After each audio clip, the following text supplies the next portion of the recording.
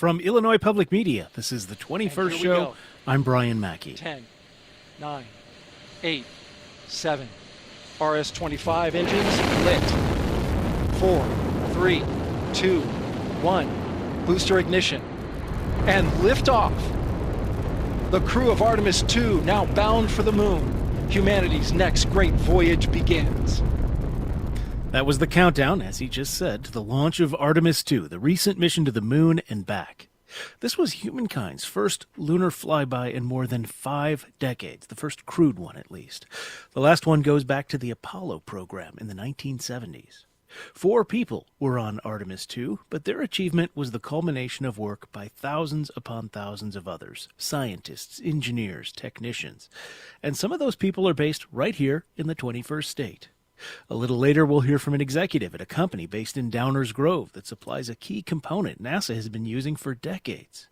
But first, Joseph Fernando Gonzalez is a clinical associate professor in the Department of Aerospace Engineering at the University of Illinois, Urbana-Champaign. He helped develop the technology that made the Artemis II mission a success. Joseph joins me from our studios in Urbana. Welcome to the 21st show. Brian, thank you for having me. Pleasure Listeners, to be here. You too can join us today at 800-222-9455. That's 800-222-9455. Did you watch any of the Artemis II mission? What do you think of NASA returning to the moon? And do you think humankind will ever set foot on Mars? Maybe should we? 800-222-9455 is the number. 800-222-9455. All right, Joseph Fernando Gonzalez, tell me a little about yourself. What is your space origin story? Brian, thank you for having me this morning. Pleasure to be here. And listening to that clip, I still get chills.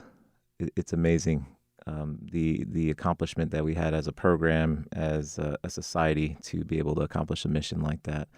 My origin story started all the way back in the south side of Chicago. I went to South Stato Steam Magnet Academy in the south side, and it was really a 4th grade project that I worked with a few of my friends on, building a water bottle rocket. And it was that project that really stemmed my curiosity in rockets and space. And from then I got hooked. I saw this object that we were able to launch into the air maybe 30 feet in the air.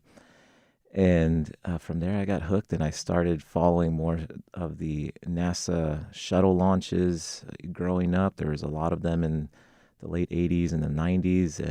And from there it just snowballed. And one of the other pivotal moments that really set me down this path was in high school. I went to Brother Rice High School in the south side of Chicago, and Brother Hayes, my physics teacher, he sent us, we went on a trip to Kennedy Space Center, and that was eye-opening, and from that moment, I made the decision, this is what I want to work on.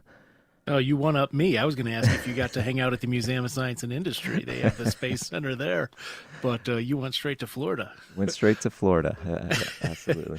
So was it common for people to be into space in the people you grew up with, your friends, family? Not quite. I felt like an outsider in a sense.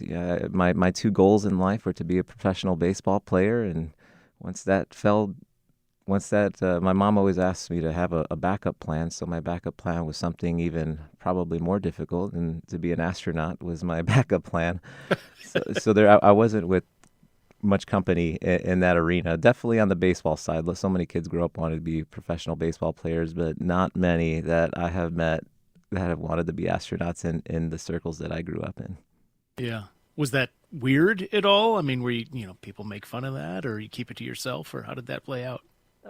No, people were pretty open about it. They'd look at me with shocked eyes, but I didn't really get made fun of about it. I think people thought it was pretty cool. I had a pretty unique upbringing in terms of having a diverse group of friends. I played in the band, I wrestled, I did baseball. So I hung out with theater kids too. So I had a super diverse group of friends, and it was pretty fun to have that experience. And they were all pretty supportive of that in general. But it wasn't until I came to college where I really started, sharing that with more people. In fact, I'm sitting here in the studios at the University of Illinois, and one of the questions that really just helped me decide where I was to go in my career journey, starting with my undergraduate degree, was asking a professor during a college visit day, "Hey, I want to be an astronaut. What major should I attempt?" And they pointed me to aerospace engineering, and the rest is history. Yeah, well, that was going to be what I asked you about. So, aerospace engineering, that is not an easy engineering in general at the University of Illinois. I mean, it's a nationally renowned program. It's not easy to get into. What was that like for you? It was a big change. My first in my family to go to college, and my parents didn't really know what engineering was, and but they really valued. My mom really valued education, so it was she was going to send me to the university, and my parents both did, and but they didn't know how difficult it was, and I didn't have anyone to talk to about that. But the great thing about the University of Illinois is there are so many different clubs and groups that you can get involved with here to you find your community and be together on this journey and learn from others. And I was able to find that community through a few different student organizations here at the university to help navigate that. So, talk about your educational journey. So you're navigating it. You ended up going on and staying at the U of I through your entire education, right? A lot of people try to go into industry right away. Talk about your path from education to actually working in the field. Yeah, my path was a little bit unique. I did decide to stay at the University of Illinois, contrary to a lot of people. From my undergraduate to my graduate studies, a lot of people encouraged me to try another university. But yeah, I did evaluate the University of Texas at Austin as well as University of Illinois, were my two top schools. And my advisor here, Professor John Lambros, was a big reason why I decided to stay. Such a big advocate, almost like another father figure as I see him, and that's a key thing in terms of having that relationship, and also the research capabilities here are unparalleled at the university. So I decided to stay and pursue my doctorates. After a doctorate's degree, people typically go into academia to teach, and they were certainly trying to convince me to do so, but I considered myself the wild child. I wanted to go to industry and get experience working on a space program and doing things that I've dreamed of doing since I was a kid. So let me remind listeners, this is the 21st show. We're speaking with Joseph Fernando Gonzalez, who is a associate professor in the Department of Aerospace Engineering at the U of I Urbana-Champaign, and he helped develop some of the technology that made the Artemis II mission a success. If you want to join us, 800-222-9455. We'll get to some callers a little later in the program. So let's talk about Artemis. For people who may not, have the full scope of the program in their minds, can you just briefly outline what are the goals of Artemis? What are they trying to accomplish? So the Artemis program is the next major chapter in human space exploration. Our goal is not simply to return humans to the moon, but in this case, as a part of the Artemis program, it is to develop and establish a long-term sustainable presence that will help us prepare for future missions to Mars and beyond. A lot of people ask, why not go straight to Mars? Well, getting to the moon is only 4 days away, 3 to 4 days, and Mars, on the other hand, you're looking anywhere between 6 to 10 months away. So it's a lot further, and you run a lot more risk from a program standpoint if you were to go directly to Mars without first trying out the architecture, your systems, developing the infrastructure to establish a sustainable presence on Mars. We're practicing that on the moon. So how did you get involved in the Artemis program? After I finished my doctorate's degree, I joined the Boeing company in Huntsville, Alabama, and I joined as a principal investigator for battery research and development. And I worked on space programs, I worked on defense programs, commercial programs within that year. Led a team of about 8 people leading destructive battery testing to inform design decisions for different programs. I eventually, one of the things I stress to the students now that I teach is make sure that you carry yourself well, have high quality work, and network with people and develop a brand so that people understand the quality of work that you bring. And what had happened within a year of being at the Boeing company, I got tapped on the shoulder to take on this project that was in support of the Artemis program, developing ground support equipment to test the propulsion systems as a part of the core stage rocket on the Space Launch System. So I accepted that role, and that was my first step into the program. And I held several of roles and projects throughout to support both Artemis 1, 2, and even the third and the fourth rockets that are currently still being developed. I've worked on all of them and have been inside each of those departments and inside the rocket and understand it very well. So that was my entry into the Artemis program when I first started. I have an uncle who, like a generation or two ago, was literally a rocket scientist, also at Boeing, although he was based on the West Coast.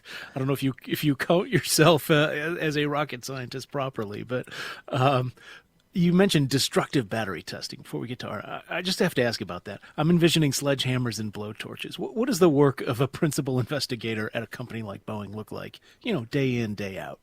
You are leading a team on a vision and on a vision and also goals of executing certain tests. And it was developing a lab from the ground up. You mentioned sledgehammer.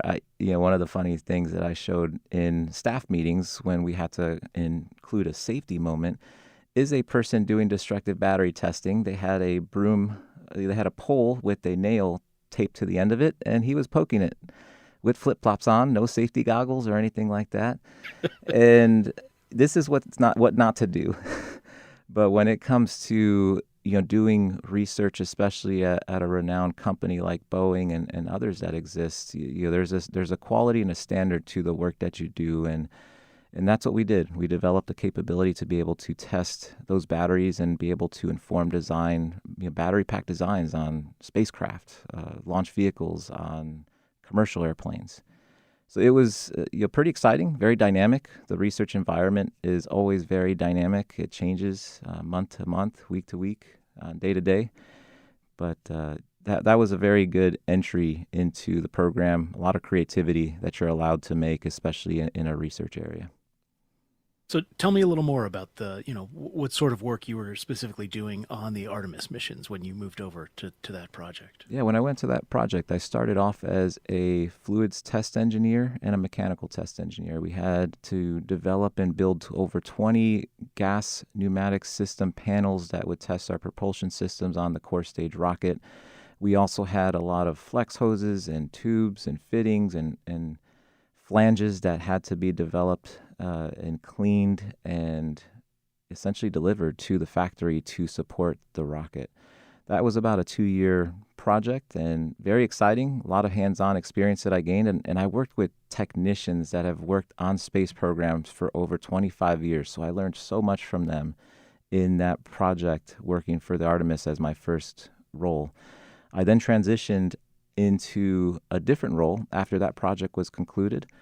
I started as a materials and processes engineer, working on both the core stage rocket. If you saw the Artemis II launch, you saw all of that orange color on the outside of the rocket. Pretty much everything in orange, all the way down to the engines, is what we call the core stage rocket, and that's what that was the primary role that I played in, and that was a part of that team.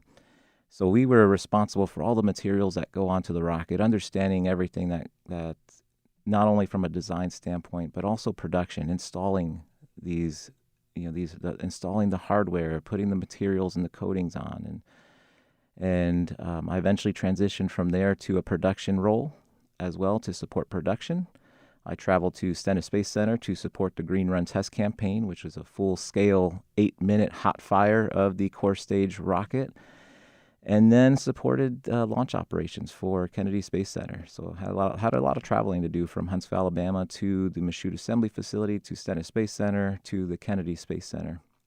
I'm trying to get a sense, visually. Are you one of those people, with a hard hat and a white lab coat, magnifying glass, looking at things as they're being sprayed on, or is it more of an office job? What is it like day to day? It was a combination of both. There's, as engineers, oftentimes, if you're on the design side, it's typically an office job. You're working with people from different locations and, in key meetings throughout. When you are on the production side, which I also, I supported as well for a few years, you're very much wearing steel-toed boots and a hard hat, especially when it comes to certain operations. So you're out there looking at hardware and working with technicians that are physically putting the rocket together. So it was I had the fortunate experience of getting to do it all the way from the desk job to production, wearing the hard hats, getting out there, working with our technicians. I also transitioned my last gig before I came back here to the University of Illinois. For the last 5 years of the program, I was on the systems engineering team, leading 6 different teams within the systems engineering umbrella. And I also served on the chief engineering board for our program. So every day was very dynamic, not only managing people, managing the execution of the work, but getting to still get involved with the production, going out to see the rocket, be a part of it, and also see the different issues that were coming up day to day that we had to resolve. Right, that's a part of engineering, is solving difficult problems, and there's no, build a rocket instruction manual. You do your best to design, and then you test, and you continue to fix it to put the best product you can to send our astronauts up to space. Yeah. No shortage of complexity, I'm sure. All right, we're going to be speaking more with Joseph Fernando Gonzalez, professor at the U of I Urbana-Champaign, aerospace engineer. We're talking about Illinoisans who contributed to Artemis, and we'll continue after a moment. This is the 21st Show.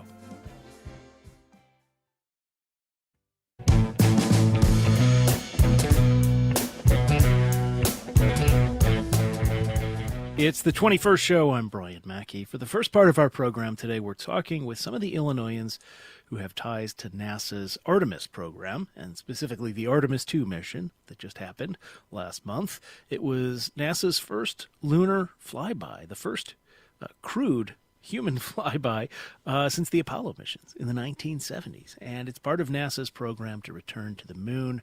That is scheduled to be Artemis IV, which currently has an estimated launch date of 2028. We're talking about this with Joseph Fernando Gonzalez, clinical associate professor at the University of Illinois Urbana-Champaign in the Department of Aerospace Engineering. He worked on Artemis II's space launch system.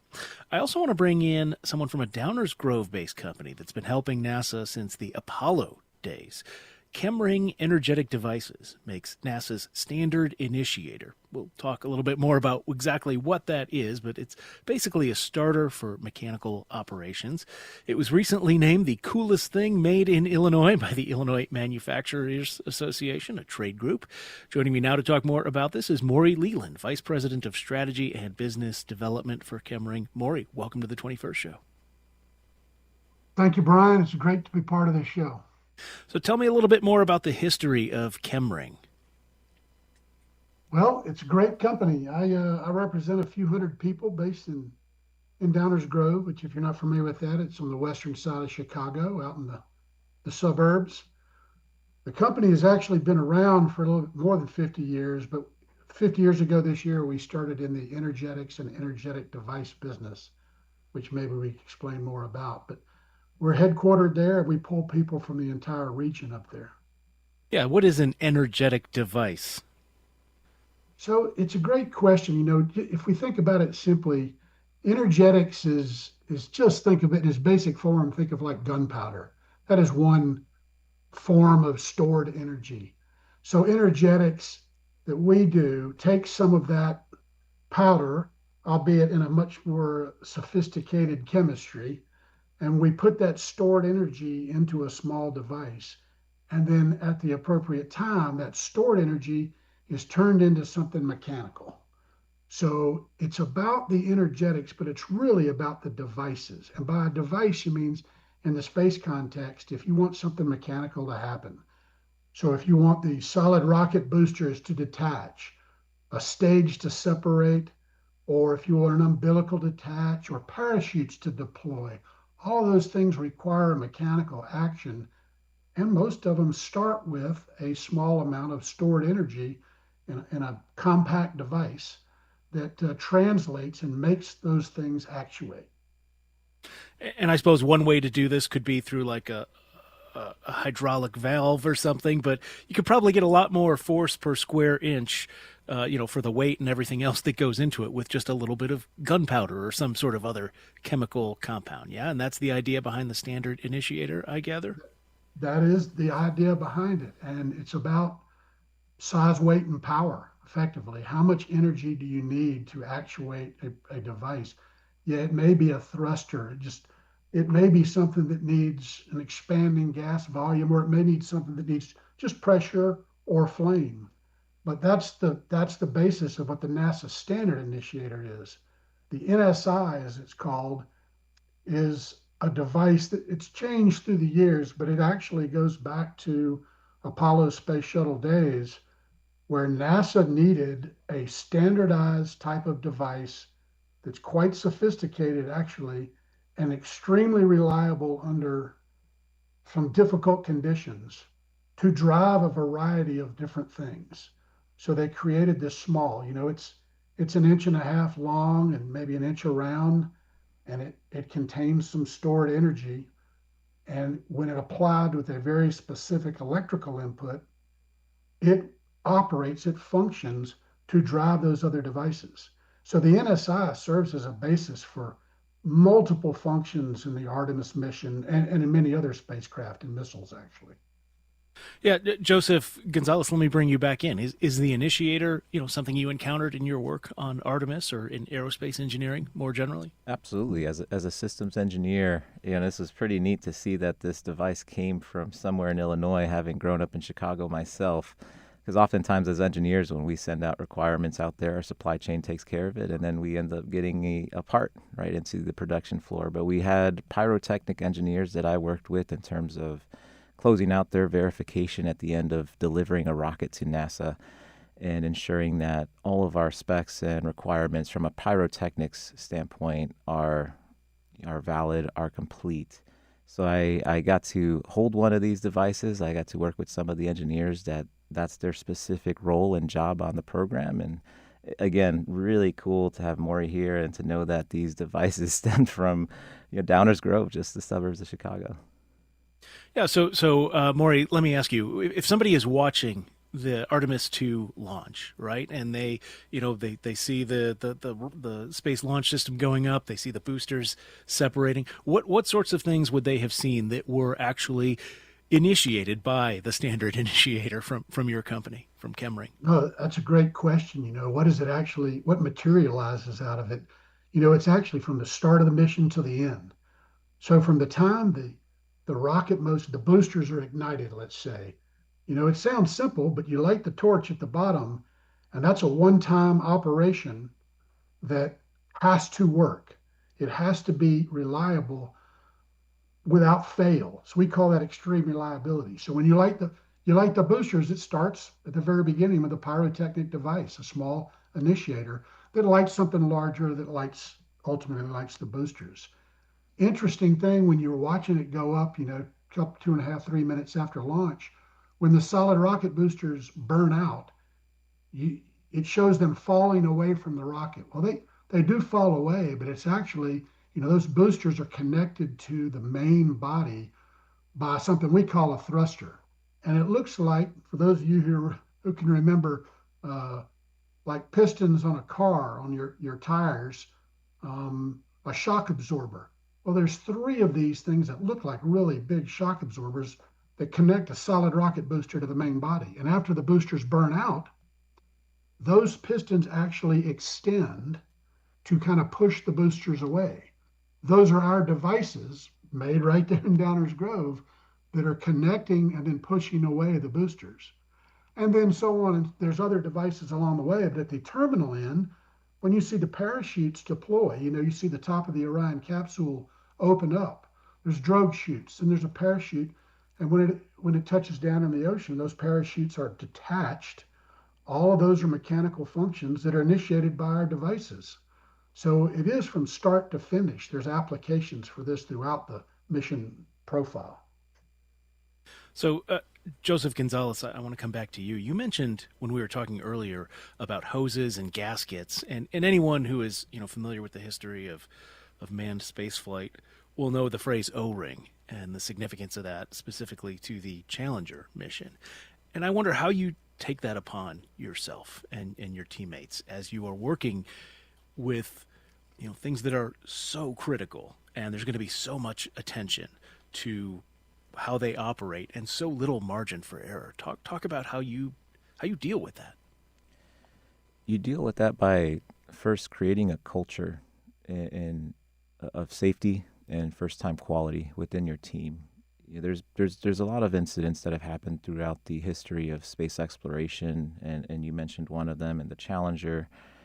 Columbia was another, and there's a series of other missions after that. And one of the key things that I did leading my teams out in the Artemis program, as well as what I educate my students on, is really the attention to detail and having a good understanding of your requirements and the risk.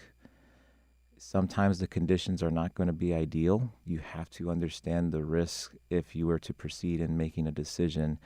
And that's another thing that, with my experience on the Chief Engineering Board, there were a lot of things that we had to resolve, and some of them we couldn't resolve 100%, but there's conversations that happen at all levels, all the way up and through NASA, to talk about the risks of those and ensure that everyone is aligned before we send astronauts on this rocket to ensure the most reliability to have a successful mission.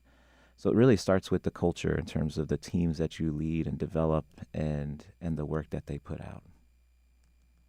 All right, let's go to the phones at 800-222-9455. We have Gil calling from Freeport on line 1. Gil, thank you for waiting. Thanks for calling in. What's on your mind? Oh, how you doing, sir? How you doing? Okay, I'm going to make this quick.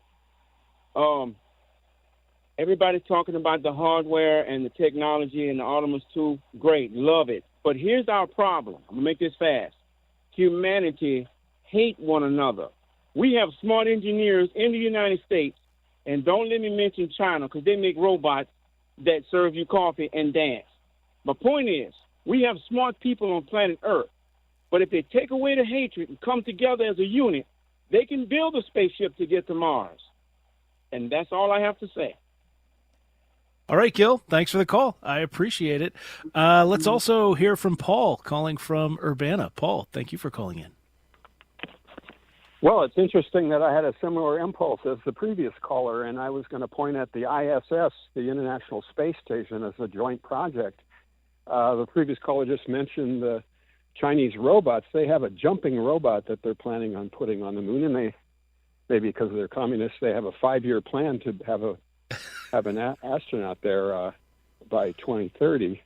But and I think it should be a joint project. Maybe Trump can bring that up at his meeting with Xi Jinping. But I'm since you brought up the O-rings, I wasn't going to go off on this, but the space shuttle was upsized because it was partially a military project, and it doesn't make sense to send your supplies along with your personnel. They should have been separate as they do now. But author named Jack Mano, Arming the Heavens, has a short essay about the military antecedents to the space shuttle. So it's a broad subject, and I'm an enthusiast, but I have the misgivings when all of the nationalism that undermines our humanity, as the previous caller mentioned, that no joy unalloyed. I can be enthusiastic about the space program, but I have these misgivings. So yeah, I hear you a on lot that, to Paul. chew on, and I'll just not much of a question either. So thank you. No, it's good. It's good. It's interesting because I was looking at the Wikipedia page for list of missions to the moon, and Canada has no entries until Artemis II in terms of the milestone section, and because there was a Canadian on board this flight, so a little bit of international cooperation there, at least. Joseph, can you speak to that? Was there the international or nationalist dimension of this work? Is that something that you and your colleagues are thinking about? It's an important topic, and Gil, really good point in terms of if we're able to work together, as a humanity, we will be able to accomplish more. No doubt about that, right? Even here within the university, getting students to work together collaboratively, like that's the culture we're trying to bring and ensure that people respect each other's perspectives and continue to come up with the best solution to solve a problem. But when we look at the Artemis program, the Artemis Accord has many different countries around the world that have agreed and have signed on to the Artemis Accords, and this is truly an international collaboration. When you look at the Space Launch System itself, a lot of the suppliers are here in the United States, but a lot of parts come from around the world in order to build those parts. And then the European Space Agency is also a big proponent as well, since they developed a service module for the crew capsule for Orion. So the rocket itself does have an international aspect to it with the collaboration with the European Space Agency. We're coming to the end of our time together. Maury, I wanted to ask you, when I was a kid, I think when Joseph was a kid, we're probably not all that different in age, the space shuttle program was the latest and greatest thing. And maybe this says more about me and the nerd I was, but I remember a lot of excitement about space then that I don't necessarily quite see as much in the world today, at least, setting aside until the recent Artemis mission, especially among children. Maury, can you talk about the prospects for Artemis and other space work happening now to, reignite that interest, if I can say it that way? No, it's a great question and a good topic. I could probably talk about this longer than you have time for, but I'm in kind of a unique position. My career actually started after I graduated from college. My first job was at NASA down in Johnson Space Center, and I supported the space shuttle program with some of the legends of space. I mean, these were folks, names you read about in history books. And the excitement about the program then was palpable. I mean, everyone understood it and talked about it. Today, we had a flash of that with Artemis this year, but it has been quite a long time. And with media the way it is and so many things, it's hard to capture the attention of the public at large with the same kind of intensity we had back during the shuttle days. But I'm not a skeptic. The material's there and the excitement is there. There's an opportunity for us in the next year, 2, 5 years to do things that are just almost unimaginable. And there's lots of contributing reasons why we're at that precipice now, but Artemis is a big trigger event for the future. If you look back to Apollo and Space Shuttle and how things seem to not slow down, but there wasn't as much exciting progress for a couple of decades, we're triggering that phase again now. And the pieces are there. We are competing against a lot of other things going on in the world. I love the passion of your two callers. Gil got right up front with it. I'm upbeat about it. I think there's a lot there. I think there's a lot for your audience to be excited about. The people of Illinois have real world examples of how they contribute to something like this. So I'm definitely on the positive side of this one, Ryan. Yep. Joseph, yeah, just about 30 seconds, and I'm going to have to hold you to it. Go ahead. Yep, and I have students that are going to be moving on to space programs that are supporting the Artemis mission as a whole, whether it be with Blue Origin, SpaceX, some going to NASA, so that's exciting. And then when I look at Artemis 1 to 2, the engagement, the interest with Artemis 2 was more significant than Artemis 1, so that was super positive to see. It's not to the level that I would like it to be, but it was a step in the right direction. And there is more to come. Joseph Fernando Gonzalez is Department of Aerospace Engineering Associate Professor at the U of I Urbana-Champaign. Maury Leland, Vice President of Strategy and Business Development at Chemring Energetic Devices in Downers Grove. Thank you both for being with us. Congratulations on the success of the Artemis missions so far. We'll have more on the 21st show after a short break. Stay with us.